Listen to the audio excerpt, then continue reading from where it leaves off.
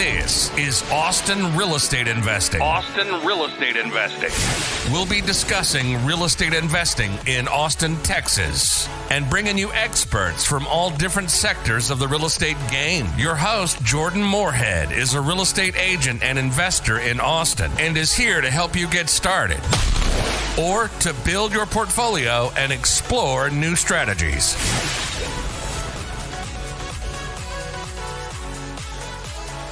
Hi, this is Jordan Moorhead. This is the Austin Real Estate Investing Show. And today we have Michael Becker on here.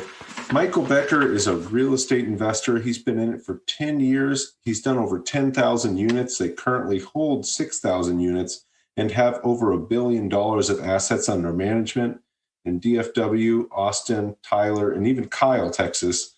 He is a co-host of the Old Capital podcast and also the host of the Multifamily Investing Show. Hey, Michael, how are you? Hey, Jordan, appreciate you having me on. Doing well. Absolutely. Thank you for coming on. Yeah. So real quick, a little bit, who are you and how are you involved with real estate investing? Yeah, it's again, appreciate the opportunity. So Michael Becker, I'm actually based in Dallas, Texas. I'm a principal of a company called SPI Advisory. And that is a company I founded with my partner, Sean Maverack. And so Sean is based in Austin. So we have two offices. I head up Dallas. He heads up Austin. And what we do is we're a private equity firm, really, that raises money and buys multifamily projects in Texas. Our two primary focuses are the Austin, greater Austin market and Dallas-Fort Worth. With most of the stuff that we've owned, we started in buying stuff in Dallas and then got to Austin a few years ago. Wish we would have got there a little earlier than we did, but glad we got. We own like 1,400 units, I think, in the greater Austin area over 4 deals. Kind of joke that we're kind of the king of Kyle because Kyle's a town about a 20-minute drive with no traffic just south of Austin, so kind of like a southern suburb of the greater Austin area. And we bought 3 deals, owned about 1,000 units, and Kyle. And so Kyle was a field about 20 years ago, and all of a sudden the whole city popped up because of the growth of the greater Austin area. But prior to owning real estate, my background professionally was in the banking business. So I was a commercial real estate lender for many years and specialized the last 5 or so years of my lending career as in multifamily. But I have experience in office, industrial, retail, so kind of the 4 major food groups of income producing commercial real estate. I got a background loaning on that. Through the lending process, realized I was on the wrong side of all those deals. Kind of better to be the borrower than the lender. So went out about a decade ago, started buying a bunch of single family homes out of the Great Recession. Realized that wasn't very scalable and transitioned over into multifamily in 2013. And 10,000 units. 2 podcasts later, here I am on your show. There you go. Yeah. So, for people who don't know, Kyle is a city south of Austin, right off of 35, in between Austin and San Antonio. So growing like crazy, great place to be. Of course, Austin, Dallas, Tyler are all great places to be too. But so I really hadn't heard a lot about how you got started, Michael. So you said you started with some single families. Was that just all on your own? Yeah, so I'm in my early 40s, so I kind of cut my teeth professionally kind of pre-Great Recession. This is when I was kind of loaning money in the mid-2000s. And when I first part of my career, it was a situation where you couldn't make a bad loan because everything just kept going up. And then one day that all changed in 2008, and then it kind of went bad. And I worked for a regional bank that was based out of Texarkana, Texas, a little small town. And they moved to Dallas in 2004, and I was like their 4th employee, and that's kind of really where I got my start out of college was working there, and it was a really great experience. And my bank actually ended up getting purchased by Wells Fargo in 2008, and that probably saved us because we would have certainly failed. We had a bunch of land loans and development loans and all the crap that we were doing pre-Great Recession, and so I did a couple years of problem loan workout.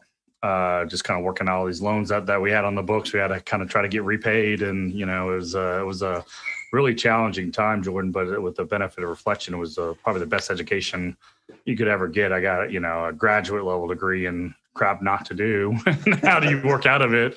And I got paid to get that education. I didn't have to pay the economic price like all my clients that we had to work these loans out. So it was really difficult conversations and challenging times, but it was invaluable.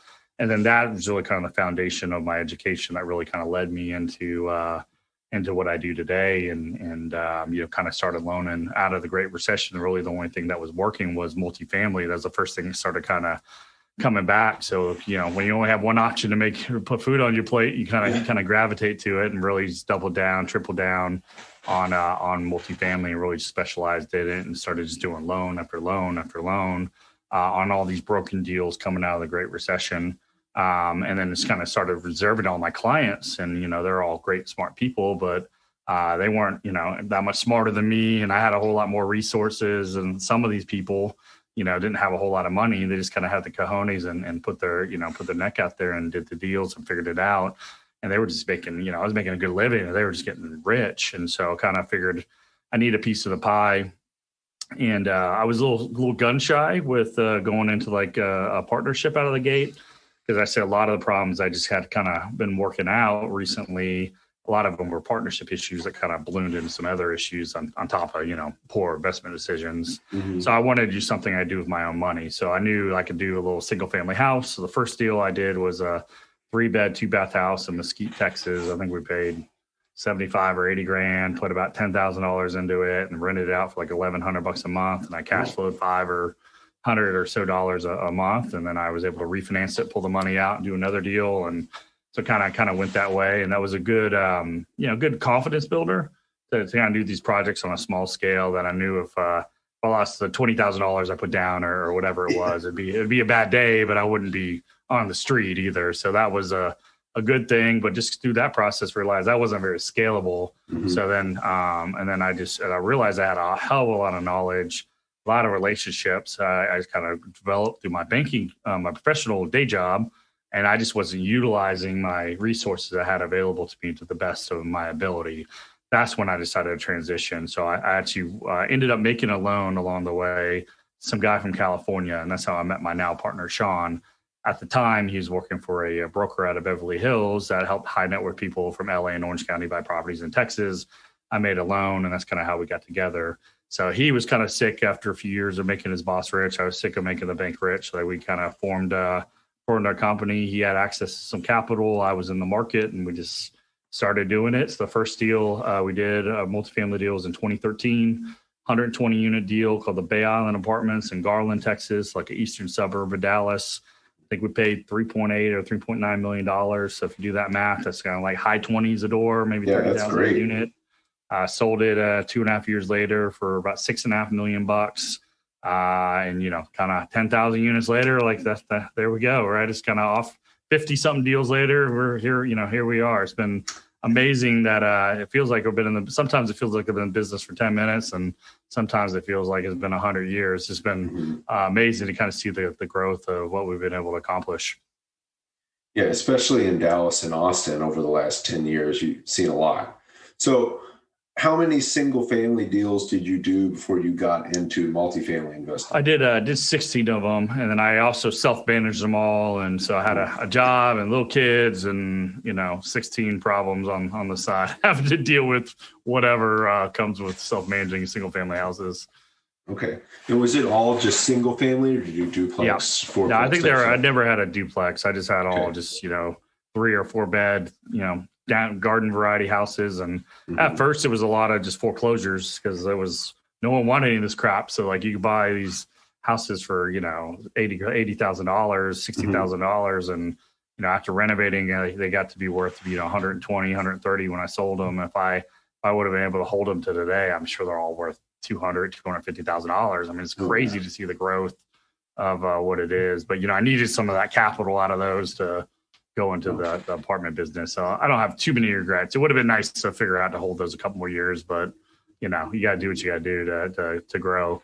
Yeah, to grow to 10,000 units. So I think that you did the right thing.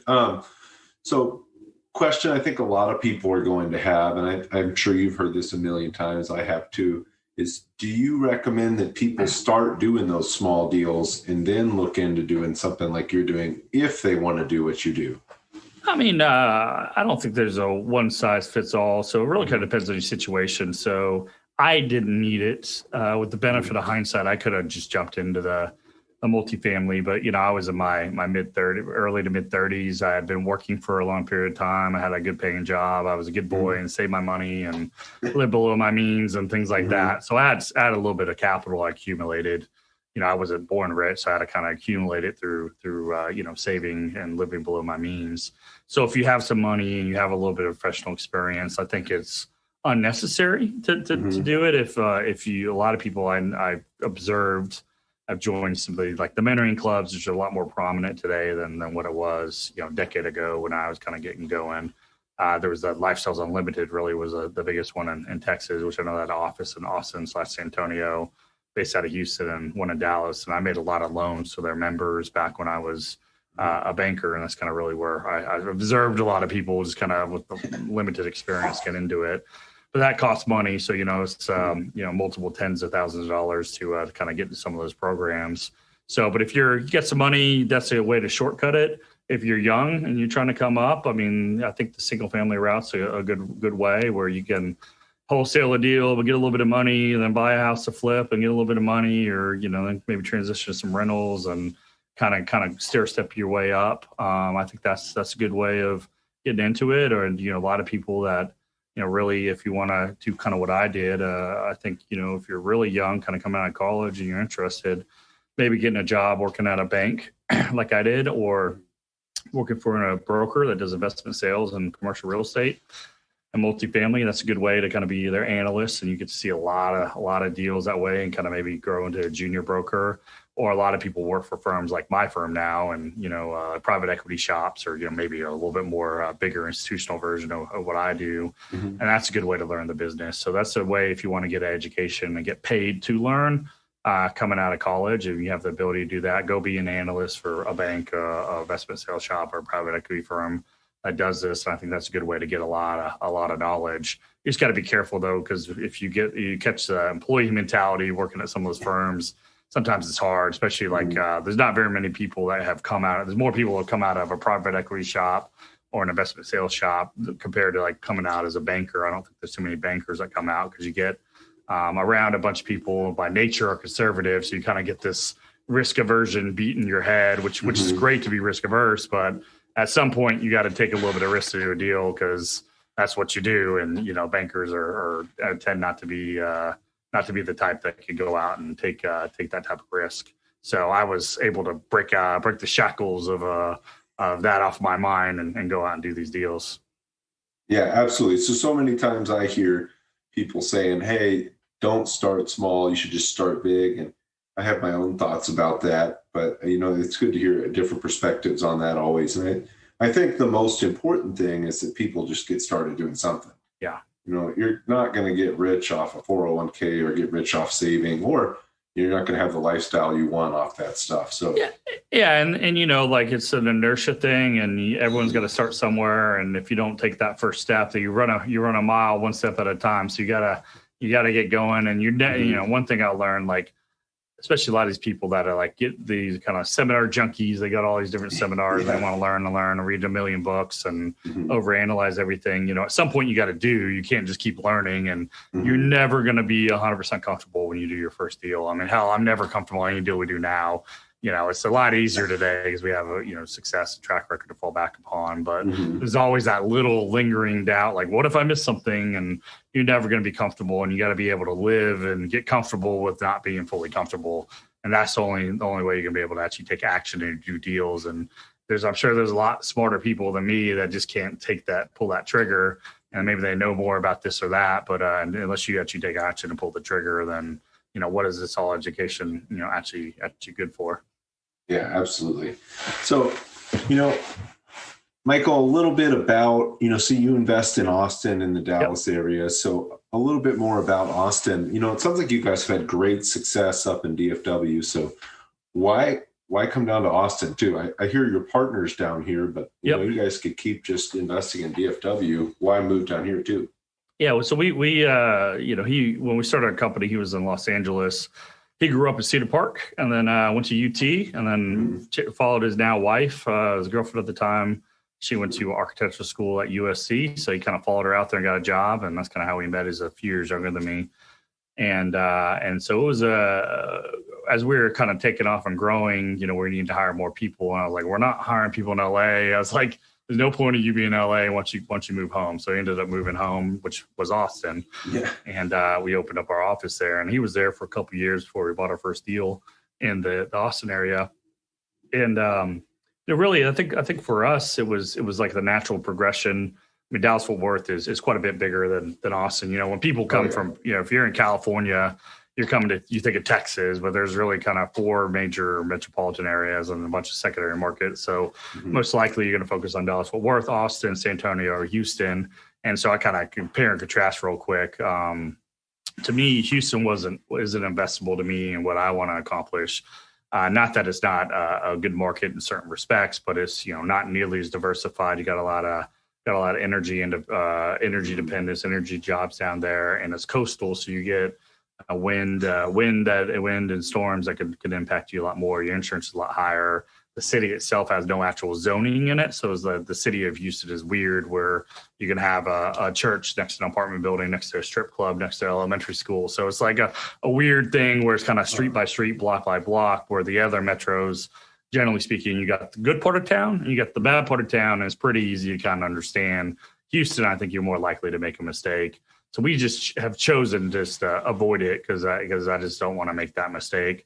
San Antonio to me is boring, and nothing necessarily wrong with it. It's kind of slow and plodding, and you got the military, and this, maybe at this moment in time, actually, I'm kind of starting to get interested because the supply numbers, new delivery is a lot lower than say Dallas or Austin, where the last several years has been kind of on par from a percentage basis. So San Antonio might be a little more interesting to me now, but it just didn't excite me. You don't have that dynamic growth that you have in Dallas and Austin. So in my mind, Dallas, Fort Worth, and Austin are kind of the 2 premier of the 4 that you want to invest in. And Dallas is a lot more diverse. We got, variety of industries. It's a lot bigger. We're like 7.7 million people or something like that in the metropolitan area. There's like over 800,000 market rate apartment units in Dallas Fort Worth.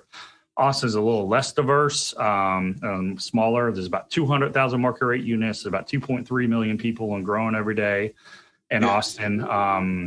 But you have government because it's a state capital. You have tech. You have education. There's others. It's diverse, relatively speaking, but compared to Dallas, it's not quite as diverse. But there's like a cachet about it, and people ask me to kind of compare the 2 markets all the time, Jordan, because I'm in both the markets. So people that invest with us, or what's the difference? So one of my little sayings is, people move to Austin because they want to be in Austin. People move to Dallas because they got a job, right? That's kind of the difference. It's like a cool cachet thing with the, Dallas is flat and goes on forever, where Austin you got some lakes and rivers, the topography, and it's the hill country, and there's just like a scene to it. So it's it's certainly growing like crazy. With, Dallas is seemingly every day we're getting like a corporate relo, and Austin was kind of like every week you'd see one, and now here recently it's just like big corporate relo after big corporate relo with really high quality name tech companies, moving or expanding their presence in the greater Austin metro. So it's just like, it seems like it's absolutely on fire. So for us, it was a natural extension as we wanted to grow and expand our footprint. And it seemed like Austin, the first part of our career, the cap rates were a lot lower than what we could buy in Dallas, and the math just didn't quite make sense to us. And then there was a period in time where it seemed like Austin had overbuilt. The market kind of paused. Dallas kept going, and it felt like a relative opportunity to shift out of Dallas into a better perception market. Like Austin seems to be a little higher growth than Dallas, and all things being equal, I'd rather own in the greater Austin area than Dallas if all things are equal, which they weren't for a long time, and they were, or seemingly it felt like they were. And now Austin seemingly kind of, they're both growing, but Austin's kind of accelerating at a faster pace in real time. First quarter 2021, Austin is, exploding, and the greater thing, cap rates are compressing. Prices are going up. I mean, the investor demand is off the charts in Austin right now. Absolutely. If you pay attention to something like the Austin Business Journal, and I recommend anybody listening, if you want to learn about, the goings on in Austin from a business perspective, look at that. It seems like every couple of days there's some big company, like you said, moving here. So it's really hard to keep up with everything that's going on. And you need to pay attention to the information you get, because some of these smaller media sources that don't have to be so credible will say, oh, like Samsung's the most recent one that's talking about coming here. They'll say, oh, Samsung's coming here. So make sure you're paying attention to where you're getting your information. Hey guys, this is Jordan Moorhead here, and I wanted to ask if you could do a huge favor for me. If you could go leave a review for this podcast wherever you're listening to it, that would really help me get this into the hands of other people that are interested in information about Austin real estate investing, and I'd be able to help more people. Thanks, guys. Yeah, I have a subscription both to the Dallas and the Austin Business Journal, and I, read it every day. Mm-hmm. And it's just that's a great way, especially if you're trying to learn the market. If I was going to go to wherever, Nashville, I would get the Nashville Business Journal and just pay attention to all the goings on. I think that's a great resource, Jordan. Yeah, and I think you have something particular that you do. You always talk about don't go into the war zones or the bad areas. So tell us a little bit more about that. I know a lot of people will love to invest in Class C areas. Yeah, so I don't think there's anything necessarily wrong with Class C. I just don't buy in the hood is kind of the less eloquent way of saying that. Mm-hmm. That's something when I was going through the Great Recession, really, I kind of observed four things that really, or one or some combination of these generally was a case when these deals that went bad that I had to work out, they happened. So on the multifamily space in particular, they bought in a really high crime, lower socioeconomic area. So when there is a blip in the economy, those properties tend to feel it the most. And seemingly the government is doing their best to paper over all our current problems coming out of the COVID recession that we just came out of, I guess, technically, but, still kind of looming over. So where there is collection issues in the multifamily space in Texas, they are concentrated in a greater percentage in the workforce housing, lowest part of the investment grade properties. So those areas are tough. The second thing I observed were people would come into these deals undercapitalized. They didn't do good physical inspections. They didn't set aside the money up front to cure all the deferred maintenance that they know about the property and implement their business plan, upgrade the units, whatever. They try to do it out of cash flow. That just didn't work very well. Mm-hmm. The other thing I observed, especially back in 15 years ago, it was a thing that would go on. There was a lot of California 1031 buyers coming to Dallas and all Texas in general, Arizona in general.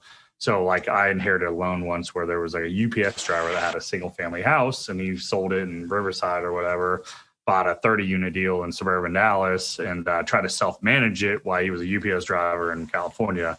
And the end of that story wasn't very good. So putting proper management in place, hiring good local reputable management company, that certainly would overcome a lot of the risk of these deals. And then finally, people put like the improper debt on them. Back then, you could lever up to like 85% loan to cost, and then they hell even get to like 90 or 95% if you put some mezzanine or pref equity on it. So you had like no margin for error. One little hiccup, you have no equity, that's going to come wipe you out.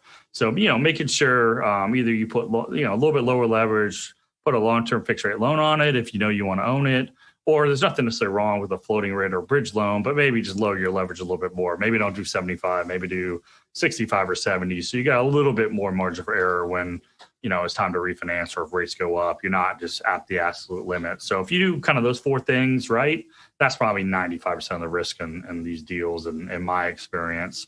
So that's kind of really what we focused. When we started, we did workforce housing.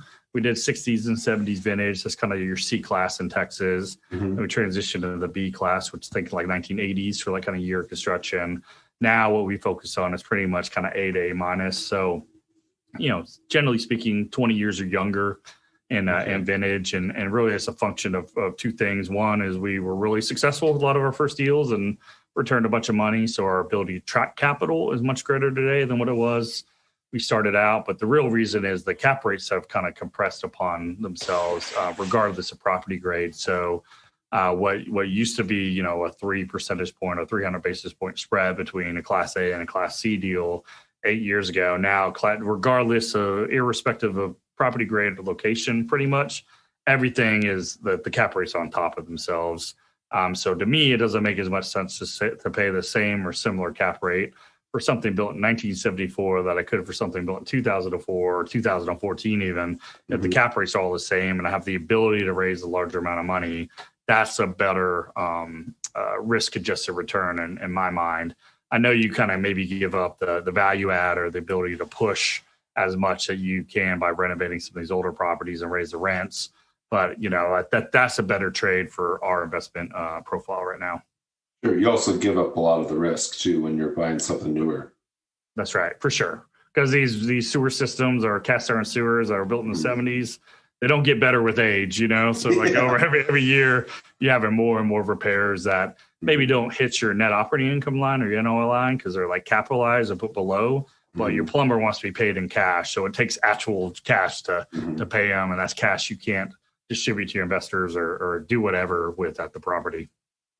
Absolutely. So, Michael, you've done a ton of deals. A different question we ask here on the podcast is just to tell us about a deal that went wrong for you. So maybe listeners could learn more about it and not do those same things themselves. So fortunately, I've been in a market where you couldn't hardly do a bad deal because the market's bailed you out and everything. But not saying we certainly made some mistakes. Sure. So maybe just something you've seen that you'd tell people not to do, and you already listed a few of them too. So making sure your debt's in line. Yeah. So there's two things come to mind when you ask me that question. The single biggest mistake we made repeatedly when we first started out was putting long-term fixed rate debt on our properties when we had a 3-year business plan.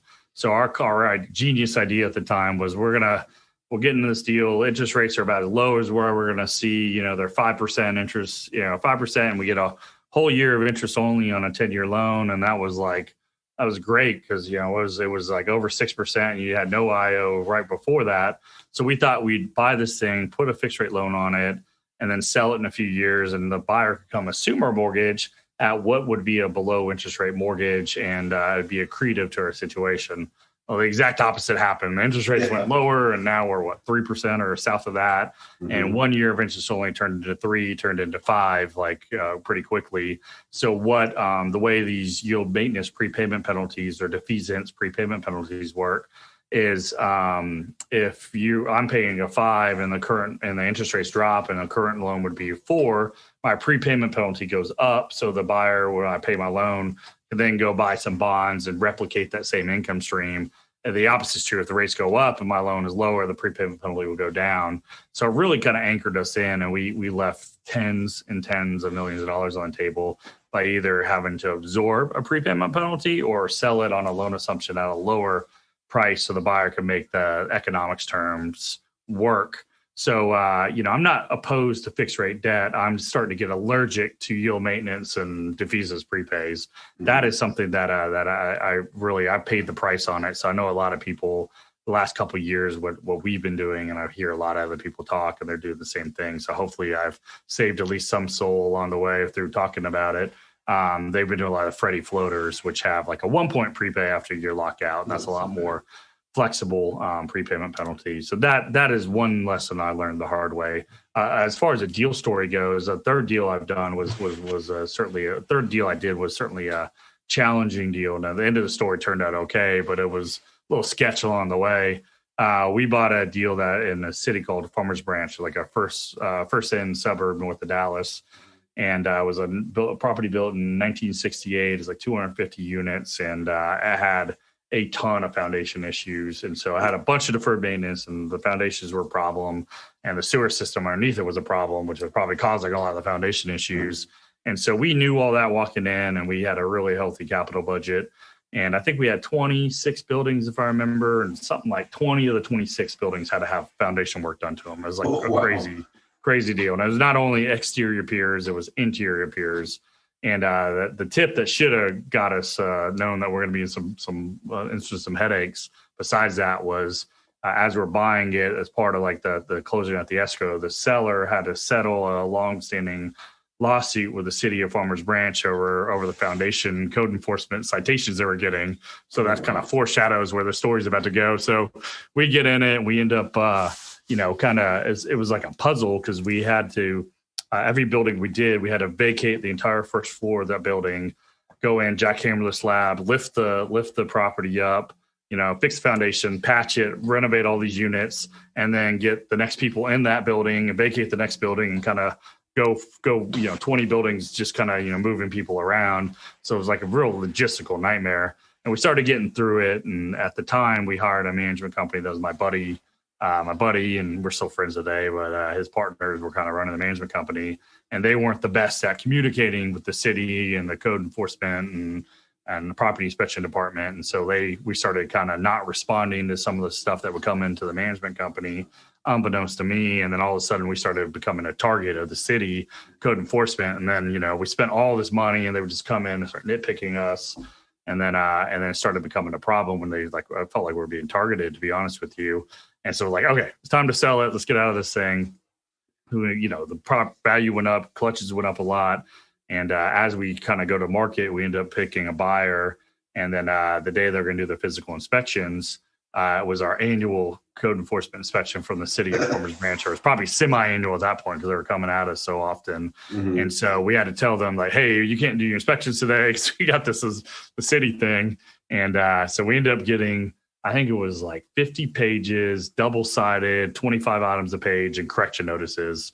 And it was just nitpicking us from, some stuff was legitimate, but they were, it wasn't like we had a whole lot of saggy balconies. It was you didn't have a light cover over the light fixture in your closet, things like that. Yeah. And we had 30 days to correct it. And then they would issue me all these citations. So at the end, it was every other Tuesday, I'm going to code enforcement court with a citation with my lawyer. And there was just this whole thing. So in the middle of escrow was really kind of nerve wracking. And I wasn't sure if then they set the health department on us. And they said we had bed buzzing units. And then we had to walk every unit and get them inspected and treat them. And if not, they were threatening on condemning our property. And it was this whole thing. And at the end, it was we had a contract where it was going to triple our money in this deal in 2 years. So I wasn't sure if I was going to triple my money or lose it all. And I wasn't sure what was going to happen. And fortunately, we got it sold. And then the city kind of backed off the next guy. I think I had to pay a $6,000 fine or something. I was fine, here it is. And leave me alone. And I'm never coming back to your city again. And let's move on with my life. And so that really crystallizes your need to understand your situation and what city you're walking into and how aggressive code enforcement is, and especially if you're buying an older distressed asset. And then two, the need to make sure you're communicating effectively with the city, which I just left that to the property management company because that's their job, and they weren't doing it. And by the time it kind of raised to my radar screen, it was a problem, and we had to try to diffuse the problem. And we had already kind of poked the bear, and they were coming for us. So, it's a problem business when you do this, and not everything goes perfect. And sure. That's a really good learning curve. It was a really good learning experience that I had through that situation. How did you move all the tenants who were in the first floors of these buildings?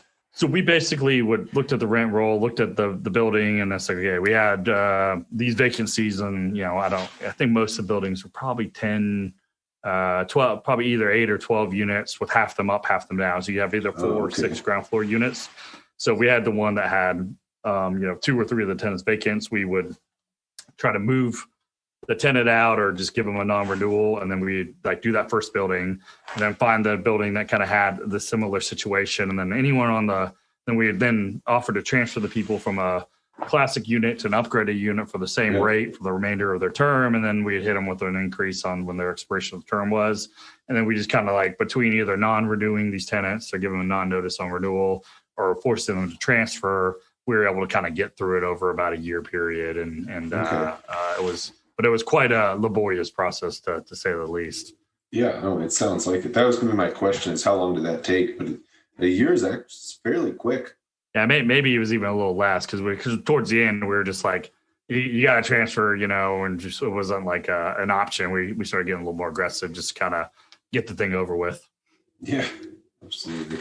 So, we talked a lot about newer investors getting into this. Is there any one thing you'd tell somebody looking to get into multifamily investing? Would you say, hey, start on the passive side or start in one of these clubs? What's your advice to people? I mean, I think it kind of depends on your objective. So if you want to be a passive investor, kind of first and foremost, you have a good job, you like it, you just want to kind of get exposure to it. I mean, I think the biggest thing is you got to get some base level education so you kind of understand what you're looking at. So podcasts like yours or my show, or there's a few books out there that kind of give you your basics.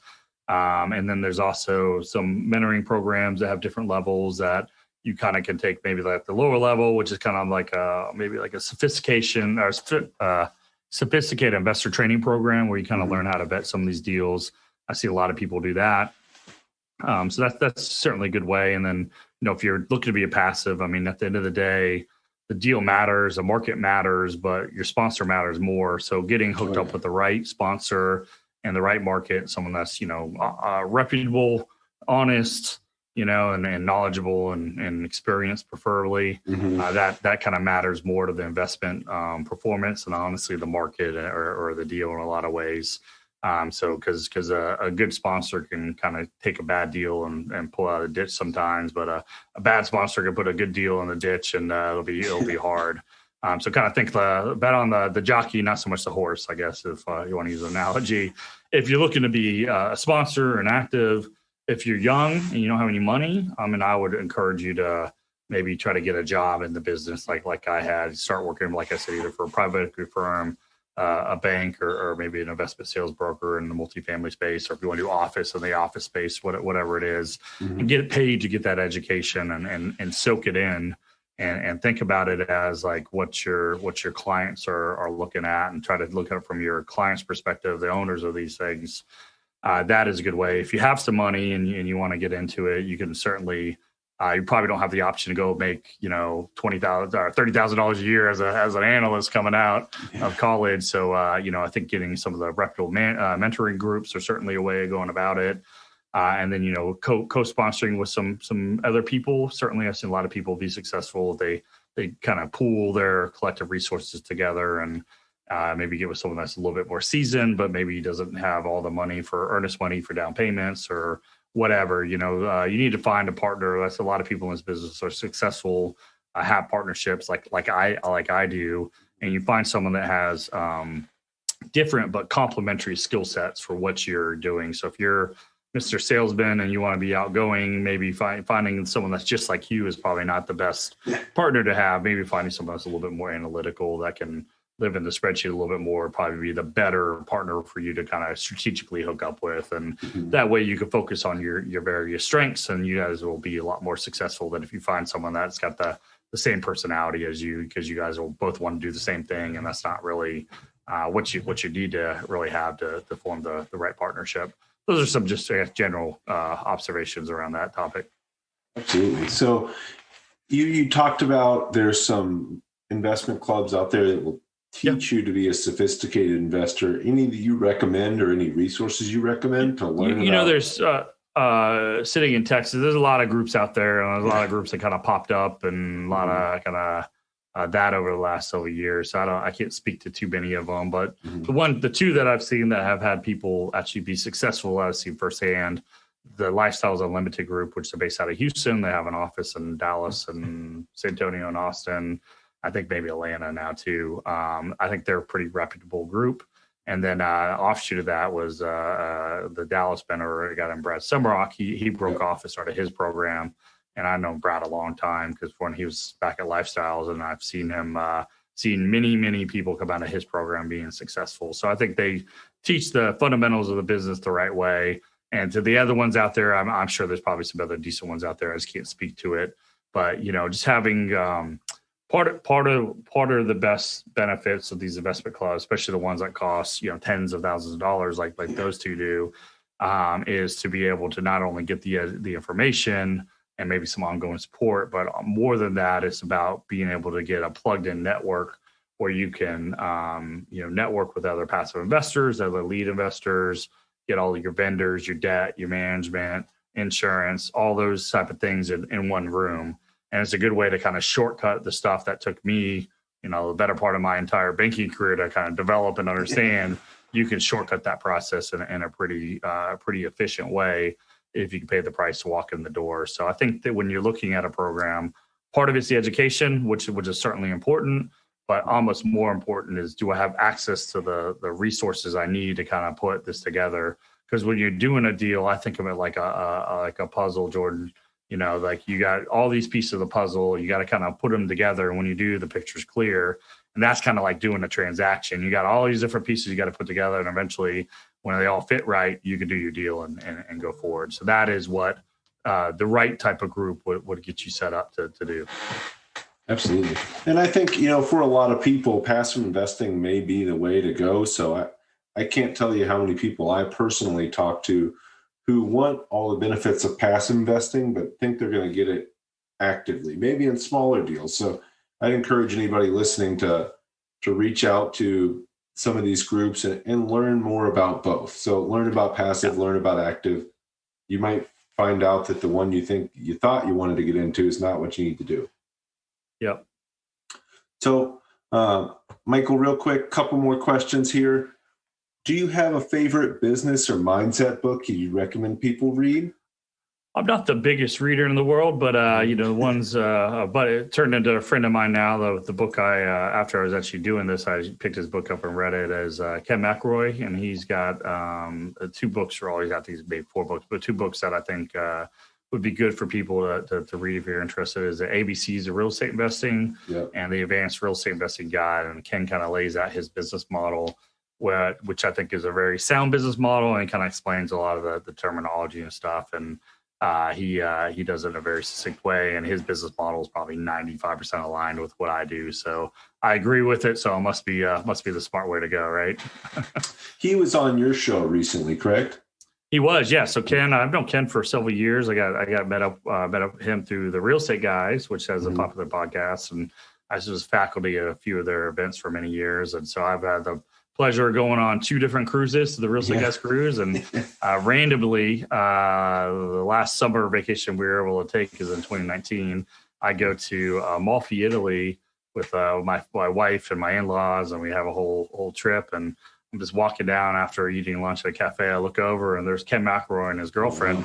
It's in Amalfi, Italy, of all random places, and so it's kind of neat to see a familiar face in a very, very far off place. So we probably should have known that the world was about to come to an end. If everyone's real estate guys are traveling in exotic places like that, it's probably peak cycle. So maybe we should have saw COVID come in at that moment, huh?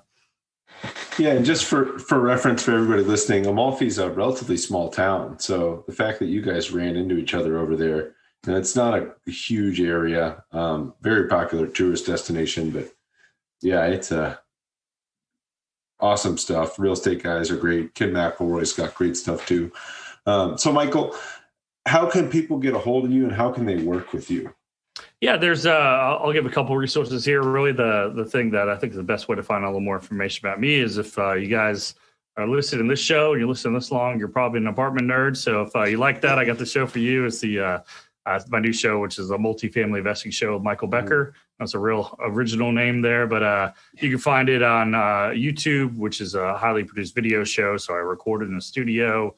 I get some pretty high level guests and, brokers that have sold, billions and billions of dollars of real estate, and owners like Ken that have owned, tens of thousands of apartment units. That's who we're trying to have on the show.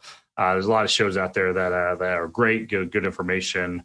But this just shows kind of more catering on the next level. I'm trying to think of this like graduate school compared to regular college is really what I'm aiming for. So hopefully we're pulling that off. Our URL is, if you just want to go to our website, is www.multifamilyinvestingshow.com.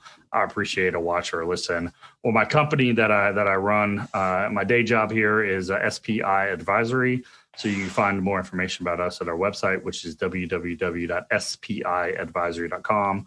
That's SPI, like spy, advisory.com. There's a contact us form. You can fill that out. I'm always happy to send out information if you want to get onto our investor distribution list or learn a little bit more about what we do.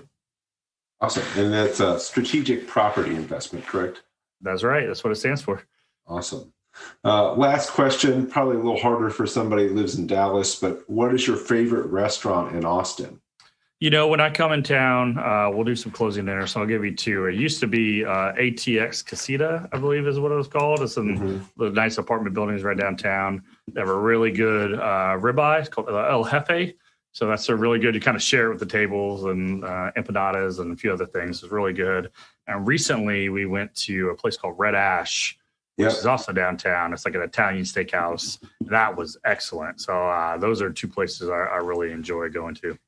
Yeah, I love Red Ash. We've been there a few times and great place. So absolutely. Thank you so much for coming on, Michael. Everybody, if you're looking to learn more about Michael, go to the Multifamily Investing Show or SPIadvisory.com. He is all over the place, pretty easy to find, but those are the best places to find him. Thank you so much, Michael. You have a great day. Thanks, Jordan.